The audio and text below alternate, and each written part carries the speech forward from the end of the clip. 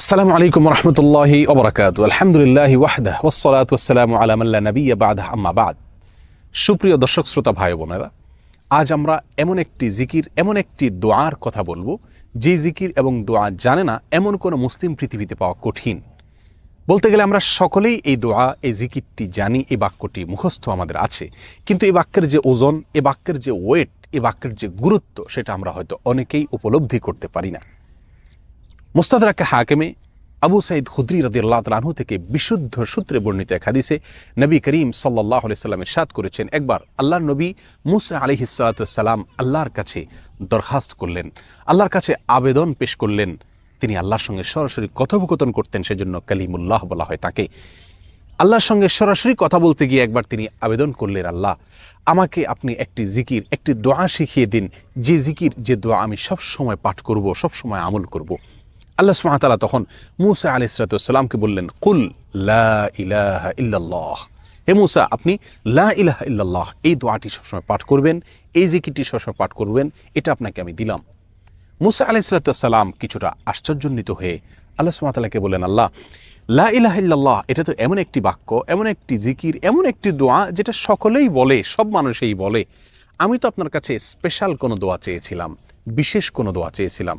আল্লাহ সুবহানাহু ওয়া তাআলা তখন মূসা আলাইহিস সালাতু ওয়াস সালামকে বললেন, হে মূসা, যদি সপ্ত আসমান, সপ্ত জমিন এবং এই দুইয়ের মধ্যে যা কিছু আছে সব কিছুকে, আল্লাহর অস্তিত্ব ছাড়া বাকি সব কিছুকে যদি একটি পাল্লায় রাখা হয়, একটি হাতে রাখা হয়, আর লা ইলাহা ইল্লাল্লাহ এই বাক্যকে যদি অপর হাতে, অপর পাল্লায় রাখা হয়, তাহলে লা ইলাহা ইল্লাল্লাহর পাল্লা ভারী হবে।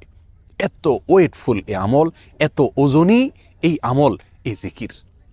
অর্থাৎ আল্লাহ সুবহানাহু ওয়া তাআলা মূসা আলাইহিস সালাতু ওয়াস সালামকে যে বার্তা দিলেন সেটি হলো, লা ইলাহা ইল্লাল্লাহর চাইতে ওজনী, এর চাইতে ওয়েটফুল, এর চাইতে ভারী, এর চাইতে শ্রেষ্ঠ, এর চাইতে মর্যাদাপূর্ণ কোনো জিকির আল্লাহর জমিনে আর নাই। প্রিয় বন্ধুগণ, মূসা আলাইহিস সালাতু ওয়াস সালামের জন্য সবচেয়ে স্পেশাল দোয়া হিসাবে, সবচেয়ে স্পেশাল জিকির হিসাবে আল্লাহ সুবহানাহু ওয়া তাআলা যে দোয়াটি নির্বাচন করলেন, যেটাকে সবচাইতে ওজনী আমল হিসাবে আল্লাহ সুবহানাহু ওয়া তাআলা স্পষ্টভাবে ব্যক্ত করলেন, সেটি হলো লা ইলাহা ইল্লাল্লাহ। অথচ এই লা ইলাহা ইল্লাল্লাহ এটাকে আমরা খুব সাধারণ একটি জিকির মনে করি, খুব সাধারণ একটি দোয়া মনে করি, আমরা বিশেষ আমল খুঁজে বেড়াই। অথচ এর চাইতে বিশেষ, এর চাইতে স্পেশাল কোনো আমল আল্লাহর জমিনে আর হতে পারে না। জিকিরের মধ্যে যত জিকির আছে, যত দোয়া আছে, যত আমল আছে, সমস্ত জিকিরের ভিতরে সবচেয়ে শ্রেষ্ঠ, সবচেয়ে ওজনী আমল, সবচেয়ে ওজনী জিকির হলো এই লা ইলাহা ইল্লাল্লাহর জিকির। মিজানের পাল্লায় কিয়ামতের দিন যখন আমার নেকামল মাপা হবে, তখন আমার নেকামলে শুধুমাত্র লা ইলাহা ইল্লাল্লাহ এর আধিক্য যদি থাকে, তাহলে ইনশাআল্লাহ আমার নেকামলে পাল্লা অনেক বেশি ভারী হবে। আসুন, চলতে ফিরতে, উঠতে বসতে, অবসরে, কাজের ফাঁকে সব সময় মুখ থেকে, অন্তরের গভীর থেকে লা ইলাহা ইল্লাল্লাহ উচ্চারণ করতে থাকি। অন্তর পরিষ্কার হয়ে যাবে, অন্তরের ময়লা দূর হবে, অন্তরের পেরেশানি দূর হবে, অন্তরে আল্লাহ সুবহানাহু ওয়া তাআলার প্রতি আস্থা বাড়তে থাকবে, ঈমান বাড়তে থাকবে। এবং লা ইলাহা ইল্লাল্লাহ এই জিকির আমরা যত বেশি করব, তত বেশি সৃষ্টি জগতের অন্য সব কিছু আমাদের কাছে তুচ্ছ মনে হতে থাকবে। সব কিছুর হারানোর কষ্ট আমরা ভুলতে থাকব। আল্লাহ সুবহানাহু ওয়া তাআলার কাছে আমরা খুব বেশি নৈকট্য অর্জন করতে পারবো। আসুন বলতে থাকি বেশি থেকে বেশি, অন্তরস্থল থেকে ঈমানের সঙ্গে লা ইলাহা ইল্লাল্লাহ। টাকা দিয়ে ফিতরা দেওয়া জায়েজ আছে কিনা? টাকা দিয়ে ফিতরা দেওয়া নিয়ে মতপার্থক্য আছে।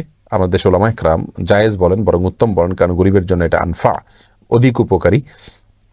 আর এই যুগে বিশেষ করে রাসূল আকরাম সাল্লাল্লাহু আলাইহি ওয়াসাল্লামের যুগে যেরকম খাদ্য এবং পণ্য দিয়ে পণ্য কেনা বেচার ছিল, এখন হলো মুদ্রার দ্বারা বিনিময়ের সময়। সেই যুগে ওইটা দিয়ে বেশি বিনিময় হতো বিধায় তারা সেটা দিয়ে বিনিময় করতো, অর্থাৎ খাদ্য, খাবার, পণ্য দিয়ে পণ্য কেনা বেচা এটা হতো। নকুদের বা মুদ্রার লেনদেন খুব একটা হতো না, কম হতো। এই যুগটা হয়ে গেছে তার উল্টা সম্পূর্ণ। অতএব গরিবের জন্য এই দিনের, ঈদের দিনের খাবারের প্রয়োজনে আপনার ওই খাদ্যের মূল্য দিলেও আদায় হয়ে যাবে। এটা আমাদের উলামায়ে কেরামের মত, এবং এই মতকে কোনোভাবেই উড়িয়ে দেওয়া যাবে না, বরং এই মতের ভিত্তি অত্যন্ত শক্তিশালী, মজবুত। আর এর বাইরে যারা মনে করেন যে রাসূল করিম সাল্লাল্লাহু আলাইহি ওয়াসাল্লাম খাদ্যের কথা বলেছেন, খাদ্য দিয়েছেন, মুদ্রা দেননি, তো কোনো সাহাবীরাও দিয়েছেন মুদ্রা, এরকম কোনো প্রমাণ নাই। সে যুগে আসলে মুদ্রার প্রচলন এভাবে ছিল না সচরাচর। যাই হোক, মানে কম ছিল। তো তারা দেননি যেহেতু, সরাসরি যদি কেউ খাদ্য দেয় তাহলে সরাসরি হাদিসের উপরে আমল হলো, সেটাও উত্তম সন্দেহাতীতভাবে। বিশেষ করে যদি সরাসরি খাদ্য দিলে গরিবের উপকার হয়, তাহলে সেক্ষেত্রে আমাদের দেশের প্রেক্ষাপটে আমরা বলতে পারি বিশেষ করে খাদ্য দিলে অবশ্যই উপকার হবে।